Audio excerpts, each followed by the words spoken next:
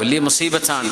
നമ്മുടെ മൊബൈൽ ഫോണുകളും സോഷ്യൽ മീഡിയയൊക്കെ വലിയ മുസീബത്ത്. നമുക്ക് നമ്മളെ കൺട്രോൾ ചെയ്യാൻ പറ്റുന്നില്ല, മക്കൾക്ക് മക്കളെ കൺട്രോൾ ചെയ്യാൻ പറ്റുന്നില്ല, അവർക്ക് ഹോംവർക്ക് ഇരിക്കാൻ പറ്റുന്നില്ല. അവർ ചോദിക്കുക എന്തിനാ സ്കൂളിൽ പോകുന്നത്? യൂട്യൂബ് തീർന്നെങ്കിൽ പിന്നെ പോയേക്കും, ഇത് തീരുമോ? അവർ ചോദിക്കുന്നത് എന്തിന് പഠിക്കണം? വലിയവർക്കും ചെറിയവർക്കും ഒന്നിനും സമയമില്ല. ഇത് നമുക്ക് വന്ന പരീക്ഷണമല്ലേ മുഅ്മിനെ?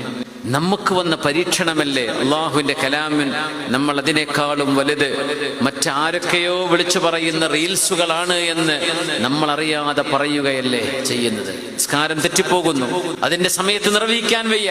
ഖുർആൻ എപ്പോഴെങ്കിലും ഓതിയിരുന്നത് പോലും ഓതാൻ സമയം കിട്ടാതെയായി. ഇതൊക്കെ വലിയ പരീക്ഷണമാണ്. ഈ പരീക്ഷണത്തെ നമുക്ക് അതിജീവിക്കാൻ കഴിഞ്ഞില്ലെങ്കിൽ നമ്മൾ സോഷ്യൽ മീഡിയയിൽ ഒച്ചപ്പാടുണ്ടാക്കിയിട്ടൊന്നും കാര്യമില്ല. നമ്മുടെ അതിജീവനം അള്ളാഹുവിനോട് ചേർന്ന് നിൽക്കുമ്പോഴാണ്. അത് നമുക്കില്ലാതെ കുറെ ഒച്ച വെച്ച് കരഞ്ഞിട്ടൊരു കാര്യമില്ല, ആരും തിരിഞ്ഞു നോക്കില്ല. നമ്മളെ സംരക്ഷിക്കാനുള്ളത് അല്ലാഹു ജല്ല ജലാലുവാണ്. പടച്ചവൻ നമ്മുടെ സംരക്ഷണം ഏറ്റെടുത്തതാണ്. അല്ലാഹുവിന്റെ ആളുകളായി മാറണം. അതിന് വിശുദ്ധ ഖുർആൻ നെഞ്ചിനോട് ചേർത്ത് പിടിക്കണം. അല്ലാഹു തൗഫീഖ് നൽകട്ടെ.